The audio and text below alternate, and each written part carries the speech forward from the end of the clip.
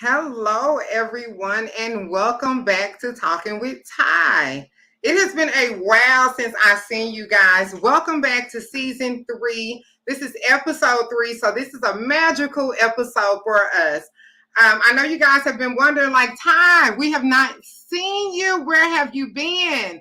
So we're going to talk about that because I have not seen you guys since February. I have been missing each and every one of you guys, but know that I have been out here working behind the scene, and we'll definitely talk about that. For anybody that is tuning in for the first time today, welcome to Talking with Ty. This is an unscripted lifestyle podcast that focuses on the story behind the brand. This is a platform that I have created where guests are invited to have a conversation with me to get in touch with the personal side of life. I believe that everyone has a story, and it is our story that truly connects us to other people. If you've been tuning in to season 1 and season 2 and the first 2 episodes of season 3, you know exactly what I'm talking about. We've had some bombshells be dropped on this podcast. We found out some things for the first time, and we've really been able to get in I would think a personal space with each other. Josh Gold was the last person that we had on. Josh shared some things with us about working at Walt Disney. He talked with us about the way that he likes to hire and, well, not fire, because people actually fire themselves, as Josh would say. But we talked to Don Bruner, Alex Jacque, Melissa D. White. We've talked to so many people, and we've learned so many interesting things about those people that I feel I have responsibility to the multifamily industry, to other influencers, and to my followers to continue to show up in this space and to continue to have those conversations. Now, before we get into today and the person we're going to have the conversation with, I could not just fall off for probably March, April, May, this is June, for 3 months and not tell you guys a little bit about where I have been. So my life since February has been super busy, and I am super appreciative for it. In March, I was missing, guys, because NAA Advocate happened. Amazing time at Advocate. Not only did I go to Advocate in March in DC, but I was also fortunate to be a part of the Women in Leadership Symposium that was hosted by the Apartment Association of Greater Orlando. I was the moderator, guys, with Alex Jacque, Cindy Clare, and Rhonda Perrier. You heard me. Some heavy hitters. This was such an amazing event that I was invited to be a part of, that my life forever changed because of that experience. Not only were we able to transform lives on stage with this room full of amazing women, but I also was able to be transformed myself. In March, I was able to be a part of the Mississippi Apartment Association Education Conference, where I was able to facilitate on diversity, equity, and inclusion. And then to wrap up March, I know you're like, Ty, all of this in March, don't you work for the association in Arkansas? Aren't you a mom? Aren't you a wife? Yes. So we're piling this on top of that. Also, to wrap up March, I was able to be the MC at the Crystal Merit Awards for the Apartment Association of Kansas City. Now, if you guys know or have ever been to the Crystal Merit Awards, it is over 2,000 attendees at this awards event, over 76 awards given out. That's how I wrapped up my March, okay? Your girl has been busy, so that's why you didn't see me in March. Then in April, I was able to go to Portland, Oregon for the first time ever, stand on stage with Guardian Residential, and deliver a keynote on breaking the cycle of unconscious bias. Such an amazing experience. When I left Portland, I hopped on the plane and went to LA and turned 43. So I have been out here. I have been traveling. I did want to mention also, when I was at NAA Advocate, what I did learn is that your girl and the state of Arkansas is up for a mid-size affiliate award, a NAA Excellence Award, and we'll find out at Apartmentalize. So please stay tuned for that. Continue to root us on in that area. So I have just been running around, and I was busy. And you guys know when I podcast, anybody out there that knows about podcasting, you guys will know that It's a full-time job. I know Dana and I and Evan, we make it look super easy, and the other podcasters that's out there, we make it look super easy, but this is a full-time job to deliver this magnitude of content and make sure that we're walking in excellence when we do it. And I cannot deliver in a halfway to you guys. So anytime you see me step back from podcasting, it's only because I'm traveling and speaking, but please know that as soon as I have time, I'll be right back. So where you can see me next live and in person is in Philadelphia for Apartmentalize. That is coming up in 2 weeks. That Friday at, I think it's going to be 10:45. You can find me on stage with Dr. Lori. We will be doing a session called We Think We Don't Belong Here. And it's talking about getting past imposter syndrome. I've dealt with some imposter syndrome here lately, guys. I know that I come off being this bold and vibrant person, and you're like, Ty, you deal with imposter syndrome? Yes, I do deal with imposter syndrome. So we will talk about that. You have to be in my session at Apartmentalize, or you have to book me after Apartmentalize to get the whole story about what happened to me and the 2 weeks that I really had to battle my self-value and what I bring to the table, and just really how I was able to combat that with talking to friends and exercising and reminding myself about what I really do bring to the space.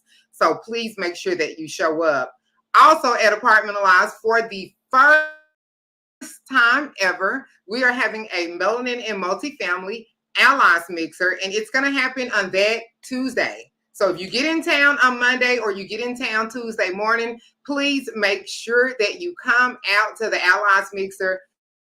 This mixer is going to be hosted by Dana Duckworth and myself. I mean, for free. You get to see Dana and I on stage at the same time. That is a rarity that does not happen all the time. And all the rest of the Mims family and the Noir Club will be in the building. This is going to be such an amazing event. So if you have not signed up, please check out my LinkedIn page: Monica Frazier, Ashia Shepherd, Dana Duckworth, Marcy French, Christine Munda. I know that somebody of one of those people will have the link on their page so you can sign up. So please make sure that you sign up for those things also. Now that I have gotten all my housekeeping items out of the way, because it's been a while since I've been here, so I had a lot to say. I had a lot that I needed to tell you guys. This lady, the first time I was going to podcast her, something happened in her life. The second time something had happened in my life. They say 3 times is a charm. The universe, there is a conversation that is out here. I don't know what the conversation is because I haven't had it with her yet. But there's something that needs to be said clearly to you guys in this conversation, because we have worked and worked and worked to get back on schedule with each other. And today we are going to make that happen. The first time I would have introduced her, I probably wouldn't have been able to introduce her as a friend, but only as a colleague and a person that I know from the space of multifamily. Today, when I'm introducing her, I am introducing her as a friend, as a confidant, as a person that I look up to, as a mentor, as a coach, as a woman that does all things not only in this space, but in motherhood, as being a wife, and so many other things that I will be able to share with you guys today. Today, some of our key insights that we're going to talk about are the pressures of being an executive mom. I'm going to pause and say that again. The pressures of being an executive mom. Okay. Battling perfectionism.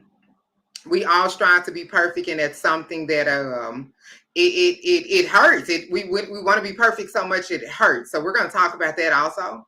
We're going to talk about getting involved in NAA. I mean, she is only the president of NAAEI, and so of course we're going to drop some nuggets on how you too can be involved, or if you already are involved, how you can get on the right track that you want to be on to succeed and accomplish the things that you're setting goals for. And we're going to talk about so much more. So if you are standing at your seat, if you are walking property, I say that from a girl Ashia, because she could be out there walking property. If you are sitting in your living room, your home office, standing in the middle of your kitchen, eating an afternoon snack, I need you to pause and stop what you are doing and help me introduce my friend, Kimberly Hurd, to the stage. Kimberly! Hey, thank you for that. Was impressive. I wanted to know her too after all that. So Welcome to the stage, thank Kimberly. you. Welcome to Talking with Ty. We have been trying to make this happen for Yes. a while. So to make it happen today and to be able to come back with you as my first guest is such a treat and an honor. And I just really thank you for your time today. And I can't wait to get to know you more and get more connected and to have the conversation with you. I'm excited for this. I've definitely got a story. Yeah, so let's just start out by how are you doing? Like, what is going on with Kimberly? Who is Kimberly? Talk to the people. Yes, thank you. And thanks again for asking me to do this. I'm thrilled to be here. I've been wanting to do this. I wanted to follow Josh. I was excited about that. And then, like you said, life interrupted. And we were scheduled to hit the stage in January.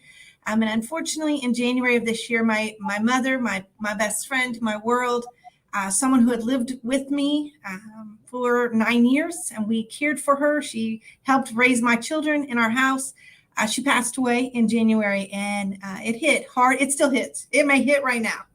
You never know. So it was a rough start to the year, and unfortunately, we had to take a pause on this opportunity until I was in a better space. And that's life, right? While we're doing everything you listed on your slide and everything I've got going on, those things happen in life too. So we started out the year with that. At KCG, where I'm at now, this is my third year here in launching the management company. So anytime you're doing a startup or a new launch of a property management company, there are always unexpected turns and twists that we have to be flexible with and manage as well. So that's never a dull day in the world of property management. And then I think most recently, from a personal perspective, my baby graduated on Thursday, my firstborn. There are so many emotions with that, and I have been so thankful for the friends and my support system, and I want to talk a little bit about that when we get into being an executive mom. I didn't know what that was going to look like. I thought I had it all figured out, but he's had a rough run in life. He contracted a chronic illness his freshman year, and so he was unable to attend school for a year, almost 2 years. He was bedbound, and then we went into a wheelchair for a couple of days a week back at school, and then we got to a walker for 3 or 4 days. So this last trimester was his first time in high school walking through the building on his own, going 5 days a week. And I could spend the whole time talking about him, right? He's the most incredible kid. He was chosen as commencement speaker and was able to tell his story. And for some reason, public speaking comes very naturally to him. Not sure where he picks that up from. Where he gets that from? Exactly. I don't know where that came from. But I just been so involved in watching him seize every day, right? And live every day and realize that he lost 3 years of high school. And so this year, I mean, he is making the best of every day. And it's so inspirational to see that in a teenager. Yes. And to see his love for life right now. And I'm there. Anything he wants to do right now, he's probably going to get a free pass to do it, try it, go for it. So this is the time to ask mom. She's yes. going to say yes. I'm in a yes mode right now. So go for it, buddy. When you started talking, Kim, you started with January with mom passing. And when I look down at the calendar, it's only June. Right. You talked about your son graduating high school, the commencement speech. It's only June. We're only halfway through the year. All right. And all of these things have happened, and we're talking about the startup at KCG, and we haven't even mentioned yet about you being the president of NAAEI. We haven't mentioned all the other things that you have to show up for. So before we get to the meat on the plate, we're going to give them an appetizer a little bit. So let's back up and let's talk about how did Kim get involved in the multifamily industry? Where did you come from, Kim? So in Indiana, born and raised in Indiana, had no interest in property management, didn't even know what it was. But I know, right? I lived in a real small town. I'm not even sure we had apartment communities in my little tiny hometown. But in college, my parents went ahead and got my first apartment for me because I was in a program that lasted beyond the typical guidelines of college dates. So as my friends were wrapping up and taking finals, I was in a program where we didn't run off that schedule. So my parents got me an apartment, secured it, had me set up for a month or two to make sure I got started. And then things didn't work out in the 90s, as can sometimes happen in life. You think you know exactly what you're going to be when you grow up, and life has other plans for you. So I went into the leasing office where at the apartment community where I was living, and just said, I don't understand how any of this works, but I think I'm going to move out. So it's funny now when people come to me and say, how do I get out of my lease? I'm like, oh, I asked this question in the 90s. I know this. And so I was talking to them about how to break a lease and what that looks like. And they were like, you know what? We have an open position as a leasing consultant on this property, and you would get a rent discount. And I'm going to tell you what, when you're in your early 20s, that was the lottery to me, right? To be able to call my mom and say, not only did I get a new job and I don't have to drive, but I also get a rent discount. Like, I thought I had hit the big one. Their life could not get any better than that. And, you know, I always say property management's either something you love or hate. Very few people ride the middle in that. And I love it. I'm passionate about it. I was promoted quickly up through all of the positions.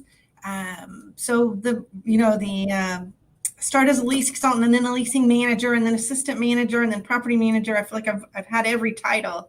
And I've been very blessed along the way to have people who saw my talent or saw beyond my talent, right? And opened doors and made ways for me to move into roles like marketing director and director of professional development.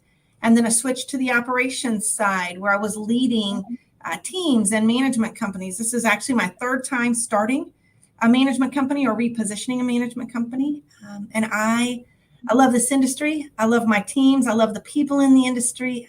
That's why I do what I do every day, is for the people. I love that, because the multifamily industry, I always say it takes a special person to work in this industry. One, we're working with where people live. So God has to design the people for this industry. We all find this industry usually on a fluke. Yeah. I mean, you come from a place so different from me, but yet our story is so similar. Oof, that was a good one. See, that's why I do this podcast, to show that, look at me and Kimberly, although our hair is about the same length now, we're rocking the same bob, but it's clear that Kimberly and I are two totally different type of women. We come from two totally different backgrounds, but yet when you talk about the multifamily industry, our start is absolutely the same. This industry puts people on the same playing field, no matter. Now, we get to an ugly point in this industry that tries to separate us based on certain things, based on what we look like, based on education, familiar status. But the beginning of this industry allows us all to usually start from the same place. And that's an amazing part of it. So starting from a leasing agent and growing up the ranks, like the story we've heard so many times before with all the rest of us. But then it does sound like you took a non-conventional role when you went into training and marketing and some of the other things. And I want you to share that, because I think it's so many times that our listeners leasing, assistant manager, property manager, and then all they can see is a regional manager from there. And if there's no regional manager positions, they either get burnt out, they stay a property manager too long, or they feel like there's not any growth, and it's because they can't see to take another route. So what made you say, or was it talking to somebody, mentoring? How did you figure out your role and your track in the industry? So that's a great story in itself. And I'll tell you, I've been watching the posts about the 20s and the 20s in their 20s. They've got titles I've never heard of. So talk about opportunities and new roles. I have some of those I have to stop for a minute and pause and think, what is that? What does that do? And look into it. And I love that. I love that we're still innovating. But I was in that straight path, right, of property manager to like junior regional, I think was a title at one time. And then I met one of your former guests, Alex Jacku, and she reached out to me. I was out of state at a property in Kentucky, and she reached out to me about a marketing position. So again, there are people in our industry who see beyond what you see of yourself, right? And I do this with my own team. I always try to talk about, I don't see you where you are now. I see you where you can be. And my job is to help get you there so you can see your full potential. So she reached out to me about kind of a floating, troubleshooting, lease up, marketing, jack of all trades kind of position. And I'm down for it. Like, let's do it. And thank you for the opportunity. And she has played a pivotal role in my career for the 13 years straight that I worked for her. We had a small break, and then we worked together for another 2 or 3 years in addition to that. So she saw that this was an opportunity where I could be successful and bring value to the company.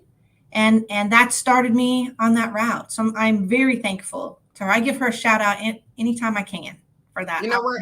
I love that. One, we all know how I feel about Alex. That's not a secret.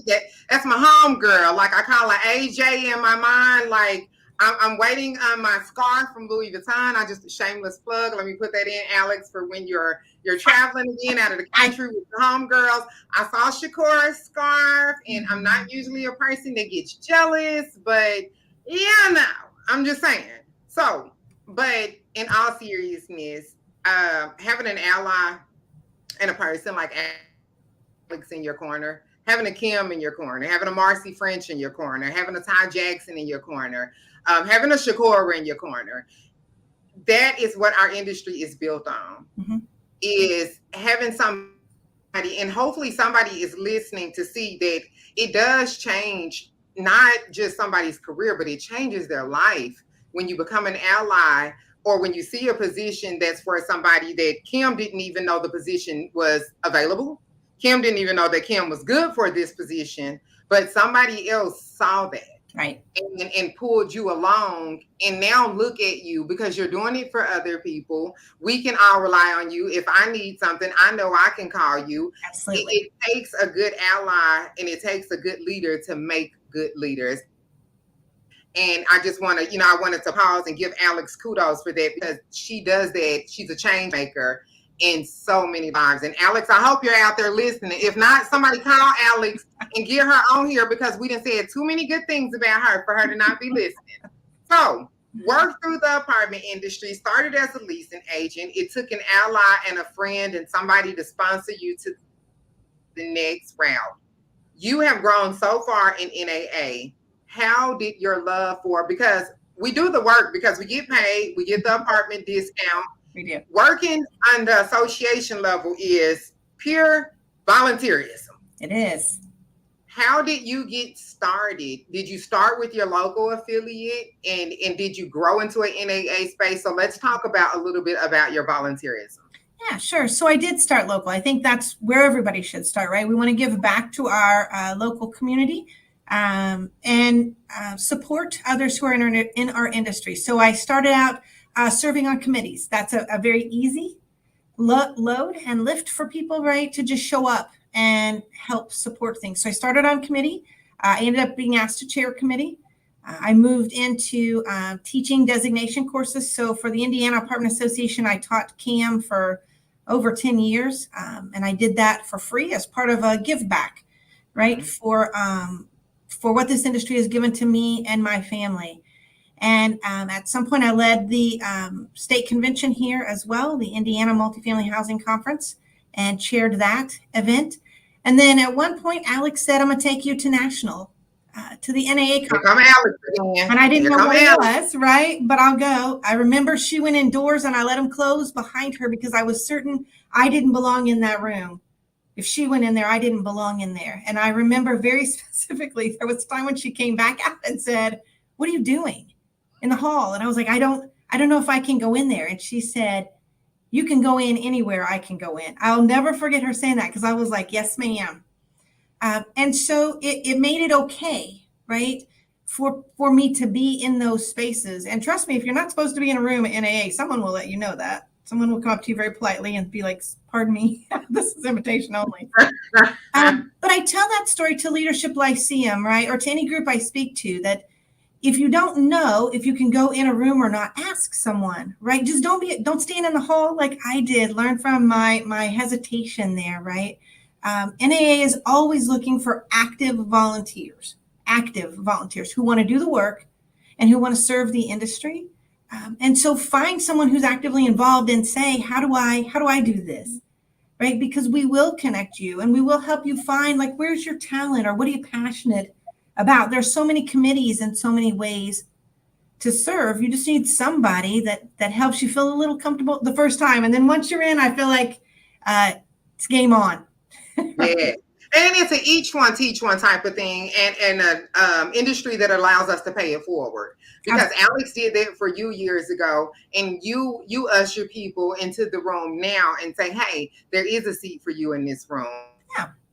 You do belong in this room. Alex is short but mighty.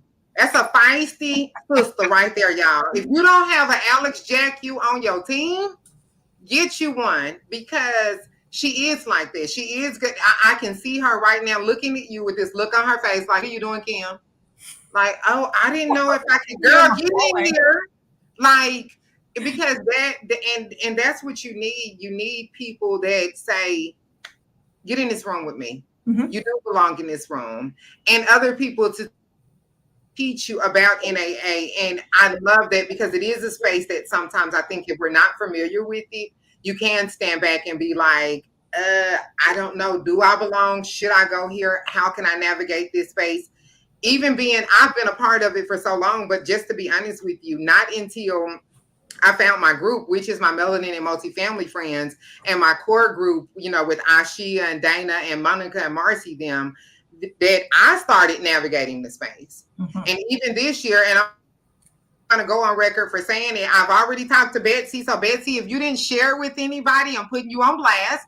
I am a part of RPM Careers and NAA Next Gen for the committees. And I'm putting my name in the hat that once it comes up for vice chair for Next Gen, that I'm definitely interested in that. And we push me on up to chair. And how amazing would that be for the first time ever to see a woman of color lead that committee in the National Apartment Association's space? And when we think about Next Gen for NAA, we think about the 20s and your 20s where we used to. Now we think about everybody, because the next generation does look different. And one of the things that I think that I really bring to the table is the bridge between old NAA and new NAA. There is a new evolving thing going on with NAA, and we want to make sure that we're ushering that in the correct way. So Alan King, anybody out there from Atlanta, if you're listening and you see my name come up for vice chair for the Next Gen committee of the National Apartment Association, please, sign up on that. So I just wanted to plug that in.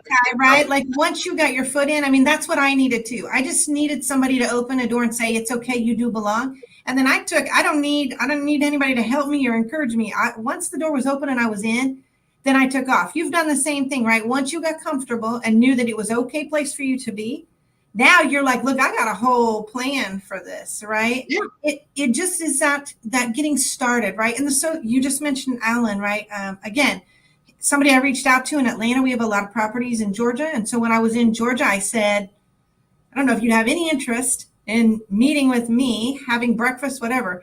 Absolutely. He made immediate time. We talked about what my future might look like, how he could support me in that. I mean, he's been another great champion for me, that, old Kim Hurd wouldn't have had the nerve to even reach out to him. But once somebody gives you that opportunity, then step aside and let us go, right? It is kind of this new mindset. I agree completely. Yeah. Well, I think, I don't know if COVID did it or what happened, and we all start slapping titles on ourselves. We stopped waiting for people to say, Kim, you're great at this. Ty, you're a public speaker. Ty, you're a podcaster. No, you know what? I am. Uh-huh. we start stepping into the space and owning it. And I want to make sure I don't skip over what you just said about Alan King. And I want to throw out there from my perspective, he is such a personable person. It's exciting to see him step into the chair position because he's another Rhonda. He's another Alex, Don Bruner, and there's been chairs of NAA that I don't know. And I mean, maybe I should, but I don't. And I don't know them because I just don't know them. These are people, they're people's people, the people that I am naming. If I stop Alan, I have pictures with him of conferences.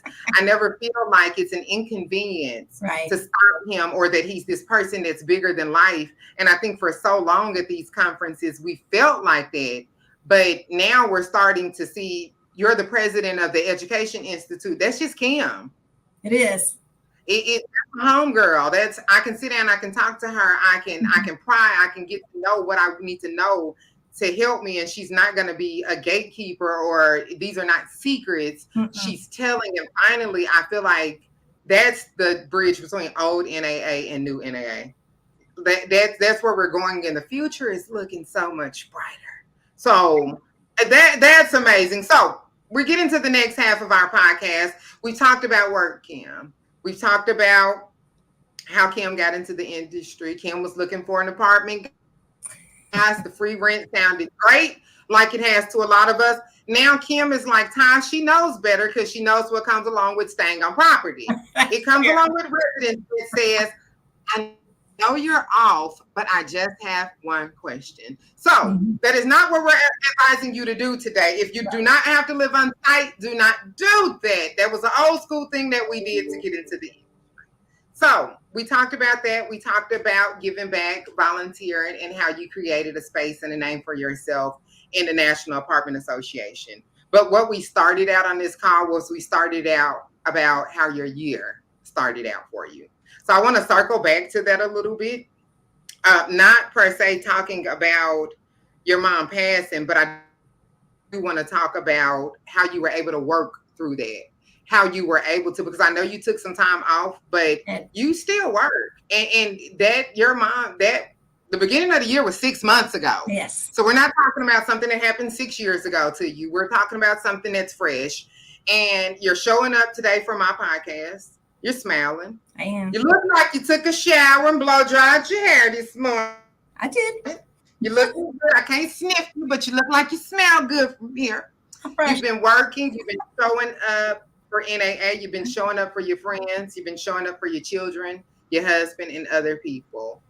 How have you been able to do that? Because there's somebody else out here that's listening that lost a mom. They have a parent that's sick. They've experienced loss and in some type of capacity, and they're still going on because that's what we do.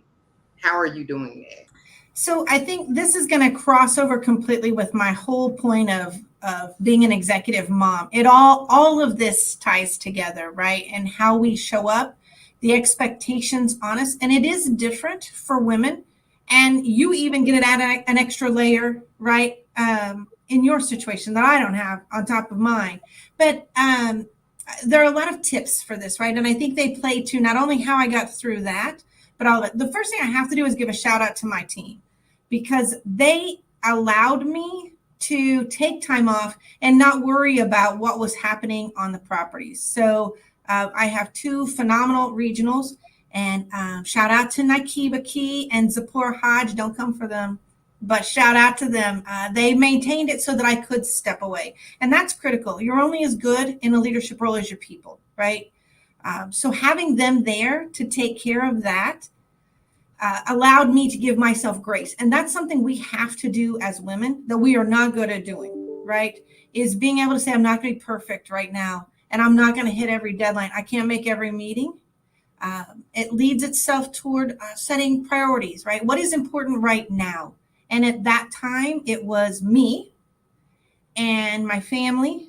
And I'm a boy mom. If you follow me on any other social media channel, you know I'm a proud #boy mom.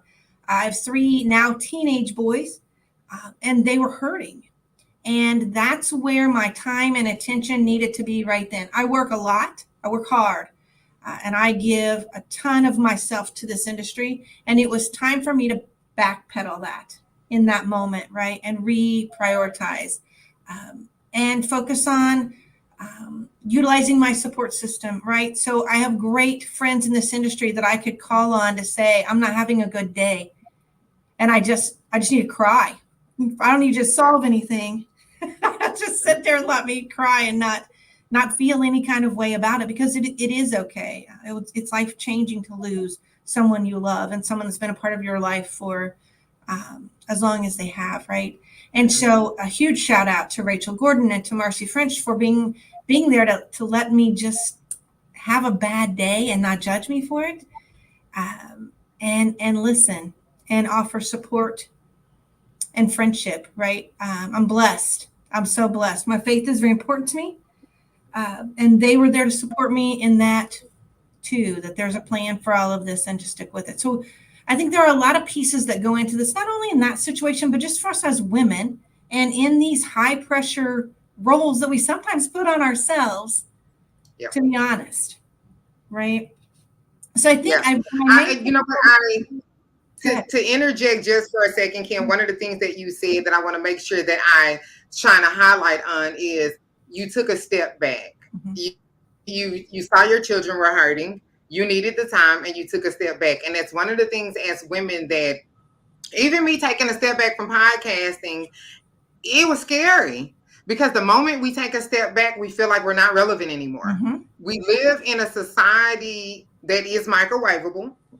If you don't post social media content every single day, 10 times a day, your likes go down. The algorithm, you don't show up.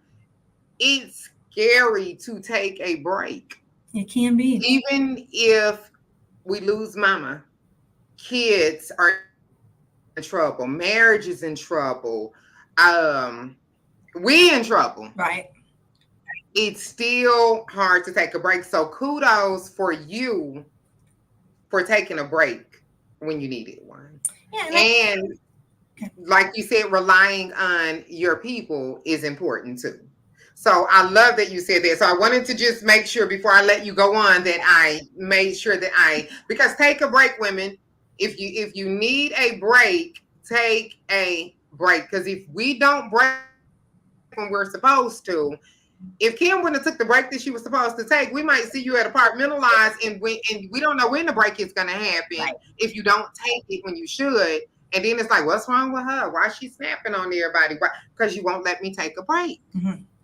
So keep going, girl. It's okay, right? That's what I want to say to all of us is it is okay to be vulnerable, to say to my team. I mean, I would say to them, I am not in a good place today. I'm struggling and I need some grace today, ladies. I'm going to need you to step up.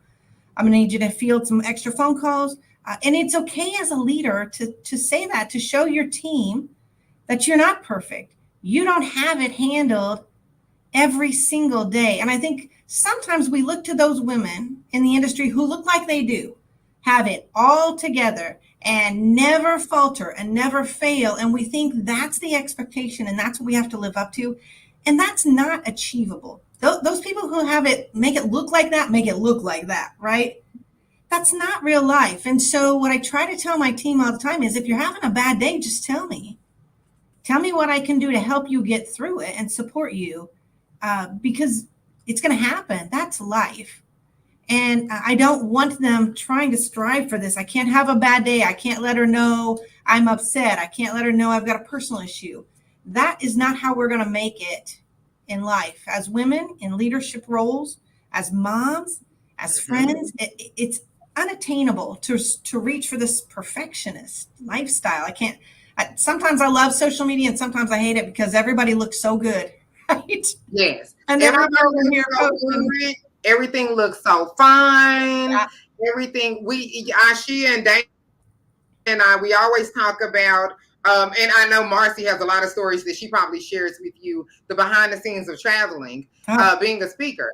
And you travel a lot too. So if we shared all the delays, all the cancellations, all the turbulence, it wouldn't look as fun as it does when we're traveling like that. So yes, it wouldn't. It's not the glamorous lifestyle it is. But I think that's what I want to say to all of us is it's okay to have days where you're just okay. That's fine. We cannot keep trying to look. I love to be perfect at what I do. It just isn't attainable all the time, and I'm going to kill myself if I keep trying to strive for that all the time. And so some days I kill it, and some days it kills me, and that's all right to have that balance. And I just want to set that expectation for us to stop trying to pretend like we're perfect and that we've got it all together, because we don't. And we have to be vulnerable about that and make it okay for each other, right? I'm judge my team when they have bad days. We just get through it and we move on to the next one. But I do have just a couple of things, as we were talking about, like this role of executive mom, right? It's hard.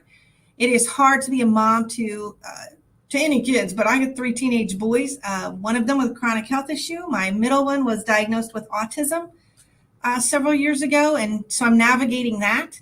And then I've got the role of wife, and then I've got the role of daughter, and then I've got my role here at KCG as executive vice president.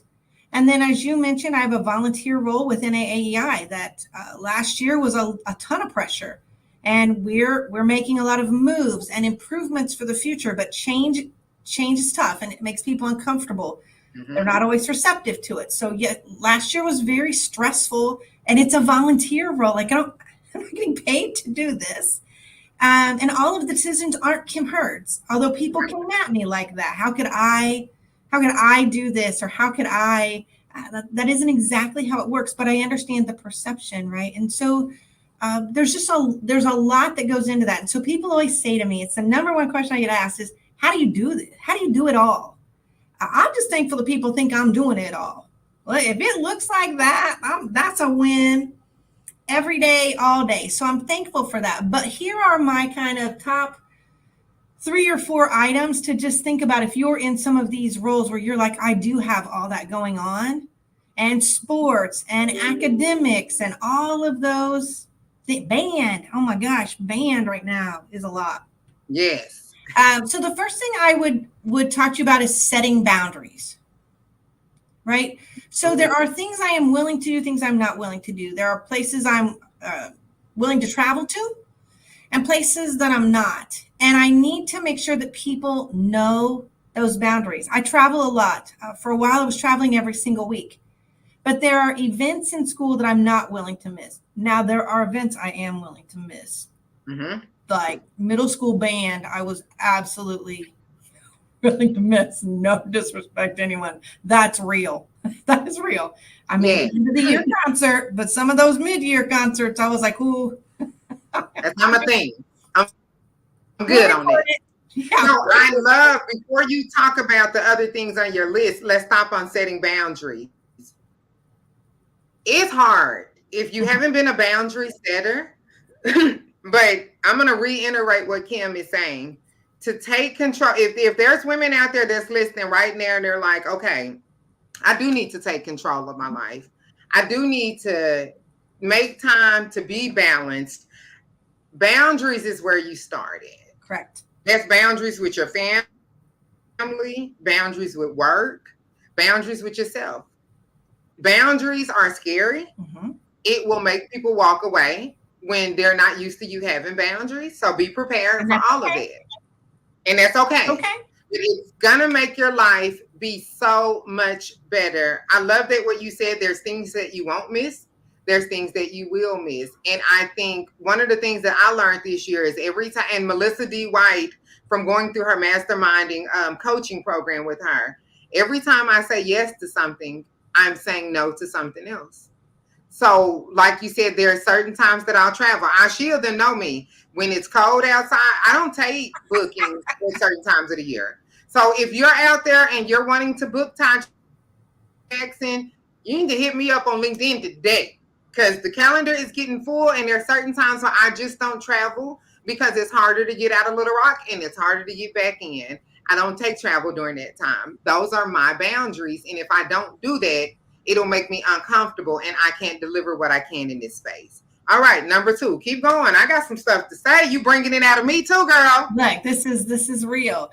We have to have a support system. We have to have a support system. So knowing who those people are, whether it's coworkers, friends, family, colleagues, those people who will support you, not judge you, be there to lift you up, tell you how great you are when you don't think you're great. That is critical to us in our success. And so I would encourage you to identify who those people are. My son just gave a commencement speech on Thursday, his graduation, and he talked about living in the moment. And if you have people who have had an impact on your life, you need to tell them today, because he had a portion of his life where we didn't know if tomorrow was guaranteed. And it every time he says it, it chokes me up a little bit, but he's right. And so I do Thankful Thursday. Every Thursday, it's on my calendar. I tell someone in my life that I'm thankful for them. I'm thankful they supported me. I'm thankful they thought of me. I'm thankful they prayed for me. Whatever that looks like to you. But if you've got a network, you need to love on that network. We can't do this alone. We try to be these powerhouses. So my plug in right there on get you a support system. I got it. Kim is dropping the nuggets on y'all, and I hope y'all writing some stuff down, and you will catch this on the replay. But a support system, I cannot stress how important it is. Mm-hmm. I have a support system throughout my entire Melanin and Multifamily and my Noir group, but Ashia Shepherd and Dana Duckworth. It is not the length of the relationship, it's the strength of it. We say no new friends. I never would have thought 2 years ago that I would have met two friends that have become like sisters to me. And you really do need that support system. I talk about imposter syndrome, and I'm going to elaborate on that or departmentalize on stage and what I went through recently. But had I not had them to talk through that with me, girl, I probably would be enrolled in college classes right now, going in debt, trying to do something to prove to corporate America that I am who I say I am. And so having a support system, somebody to put those things back in you, somebody to cheerlead you on. Every time I get on this call, I cry with people. But it's because we need that as women. Your support system is not always going to be your husband.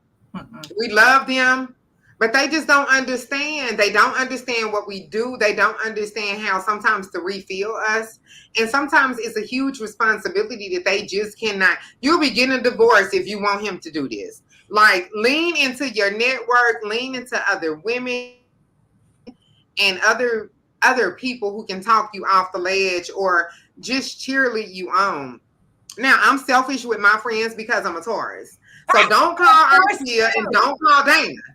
But get you a support system out there. Just like Marcy and Kim Hurd are together. We know when y'all get together, they in the corner like two schoolgirls and they hanging out. That's the crew right there.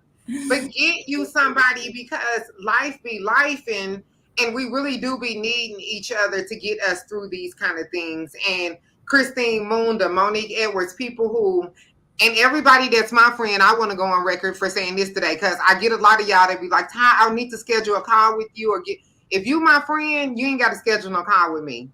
Call me. Stop acting like I'm so important that y'all got to, I mean, I am overrated some days, but some days I'm not. But stop acting like y'all got to schedule calls with me and just call me because I'm a girl's girl. All right, Kim, what's the next one on your list? So the next one I'm going to talk about is something that people said to me and I was like, whatever, but it's real. And I'm going to own that. Self-care. So it's something people have talked to me about for years. What are you doing to take care of yourself? You've got to give yourself, you can't pour from an empty cup. I've heard that for years. And I was like, yeah, I'll get to that later. Right. I'm a mom. And so I put everybody first. My kids have to be taken care of. My husband, I got to get everything done at my job. And then if I've got anything left and I don't, then me. And so this is really important. And unfortunately, it took this life-changing moment this year for me to see, like, I can't sustain this. I cannot. I've done it for a long time. I almost threw that number out there, 50 plus years. It can't be sustained. And it doesn't have to be big, right? So I was gifted a journal about being grateful that I write in, not every night, I'm not that disciplined, but on the regular, I'm making notes in there to remind myself how blessed I am and what I'm grateful for and how great the things are in my life. And sometimes when I'm having a bad day, I just look back. I don't write anything. I just look back at that, right? So I'm a boy mom. We don't do a lot of girly stuff in my house ever. So I had my first facial like a month ago. Somebody at work was talking about how it makes her feel and it relaxes her and it's the best experience. And I was like, you know what I can do for Kim Hurd is 1 hour. I absolutely can do that. For all Kim Hurd gives out, she can take 1 hour for herself. And I did that. And it messes up your hair real bad. So FYI, because I tried to come back to work after. I didn't know. I'd never done it. It was new to me.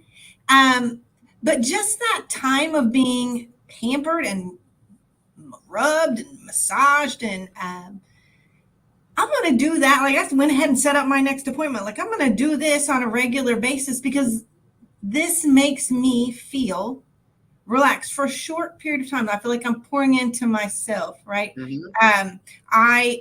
From a support system perspective, or from a self-care perspective, sorry, I get my nails done now. For years, I never got my nails done. It just wasn't a thing. I don't have anybody in my house that does stuff like that, right? And then somebody bought me a gift certificate to get me started. And now that's something that I make. Every other female's probably like, oh my gosh, I've been getting my nails done my whole life. I didn't need to do that. I didn't know about it. In my boy household, we don't talk about painting nails. So it doesn't have to be something massive, which is what I always thought about when people said, well, you got to practice self-care. And I'm like, yeah, that sounds like work. I'm not interested in that. It's small, but it's intentional, right? And so I would just challenge this group. And if you're doing it already, throw it in the comments, right? What is something small that you do now to show yourself some love? We are holding a lot of stuff together. Families, marriages, companies. What are we doing to say, good job, Kim Hurd? Good job, Ty. How are you showing yourself that appreciation and love? And sometimes it's just a blizzard at Dairy Queen. Sometimes I just need a little mini blizzard. There's a Dairy Queen right across the street, which is a little dangerous. But it's just my little moment in the day to just say, you worked hard and you get ice cream. I love that, Kim. Kim is giving you guys very frugal ways. I will show you how to turn $100,000 into a penny. So don't listen to me. All right? Because self-care goes, I go to the extreme. I go from 0 to 100 for self-care. But Dana says gym and naps. I'm the queen of naps. Oh, I love naps. You know what? I'm going to take a nap. I'm going to take a nap maybe about 3 o'clock. I take a nap maybe for an hour. It re-energizes me before my family comes home. And I feel like I can go on with the rest of the day. Taking a walk, just doing something. It can be as simple as you want because everybody's self-care is going to be different. Or it can be as big as you want. Rayshawn says he does a solo ramen date. Nakiba says she loves ramen. So, right. She does love ramen. If it's just treating yourself to something that you haven't did. Ashia says, I'm taking Kim to the best ice cream in Philly now. So you're getting ice cream when you go to Philly. But this is a real thing because Ashia and I were just talking on the phone this morning. And one of the things that we were talking about for self-care is let's start taking a trip. Let's start. So our first trip we're already planning right now is we're going to go to Tulum. And we think we're going to leave Advocate. So I'll let you and Marcy know if that's what we're going to do. And maybe this will be something that y'all want to get in on. So like just a sisterhood trip. We're going to go to Tulum, Mexico and hang out and not do nothing for a few days and just sit on the sand. If we need to cry over what has happened this year, release, but just have a good time with each other. So we are going to put that out there for a little trip for some sisterhood stuff. But just doing whatever you need to do and relying on your people. I've never been to Mexico, just so you know. Well, hey, if you don't have your passport, you need to start working on it to get it ready. If you have it, well, of course you do. Then it's going to be time to get it stamped again. So we are coming down to the last 5 minutes. I know it doesn't seem like we've been on this call for an hour. I want you guys to know something. When I say unscripted, these calls are unscripted. Kim and I have not talked. We haven't talked about what we were going to talk about for this hour. It just flows because this is how conversation happens. So if you bring me in to be a speaker, this is the goodness that you get also. So for the last 5 minutes, Kim, before we wrap it up, is there anything else? I don't want you to leave without, I should have said. What is your you should have said to the people before we? I think if I could just say like a final parting thing, this this life, this world that we live in is tough for a lot of different reasons, right? And I just want to encourage us to encourage each other, right? I see, I see people make comments about other people that you're making assumptions or you have a perception about, and it breaks my heart a little bit, especially as females in this industry. And I just want to say to everybody, if somebody won an award, if they had a great day, if they post something on LinkedIn, we should all be celebrating that, not worrying about she's too much or she's too loud or she don't need to be doing all that or all she does is talk about herself. It sound like some things you heard them say about me. Think about myself, but not about you. No, we need to be encouragers, right? We need to share our journeys. We need to not be afraid to share our lessons learned because I want to make it okay to be okay. And in order to do that, we got to show that sometimes we tripped, we fell hard, but we got back up again, right? Yeah. That's what matters. And I want us to just encourage people, build each other's confidence up and help us to be more resilient as an industry, as an audience even, right? It's too easy, I feel like, for sometimes people to judge others. And I want us to get away from that. I want us to be better than that. And if you catch me doing it, poke me or call me on it, right? Like I'm not perfect at all.